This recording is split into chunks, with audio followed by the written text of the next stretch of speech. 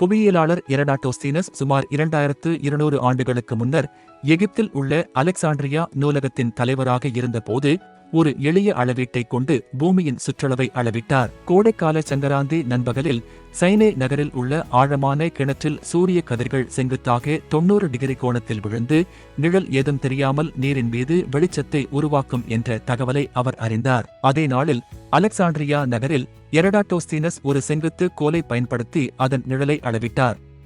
சைனேயில் நிழல் இல்லாத நிலையில் இங்கே நிழல் ஒரு குறிப்பிட்ட கோணத்தில் தெரிந்தது. அவர் நிழலின் கோணத்தை 7.2 டிகிரி என துல்லியமாக அளந்தார். பூமி தட்டையானது அல்ல, உருண்டையானது என்பதற்கான சான்று இது என்றும், இந்த கோண வித்தியாசமே 2 நகரங்களுக்கு இடையேயான பூமி பரப்பின் வளைவை காட்டுகிறது என்றும் அவர் உணர்ந்தார். பூமியின் மையத்திலிருந்து சைனே மற்றும் அலெக்சாண்ட்ரியா ஆகிய 2 நகரங்களையும் இணைக்கும் போது மையத்தில் உருவாகும் மைய கோணம் இந்த 7.2 டிகிரி என்பதை அவர் புரிந்து கொண்டார்.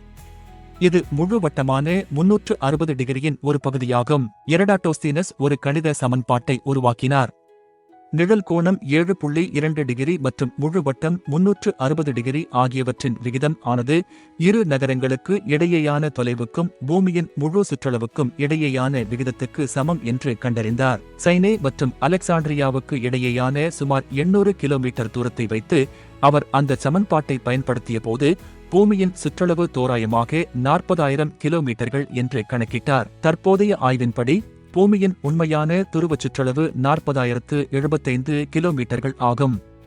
எந்தவித நவீன உபகரணங்களும் இல்லாமல் வெறும் நிழலையும் அறிவையும் கொண்டு எரடாட்டோஸ்தீனஸ் மேற்கொண்ட இந்த கணக்கீடு மிக துல்லியமானதும் அற்புதமான சாதனையாகவும் கருதப்படுகிறது.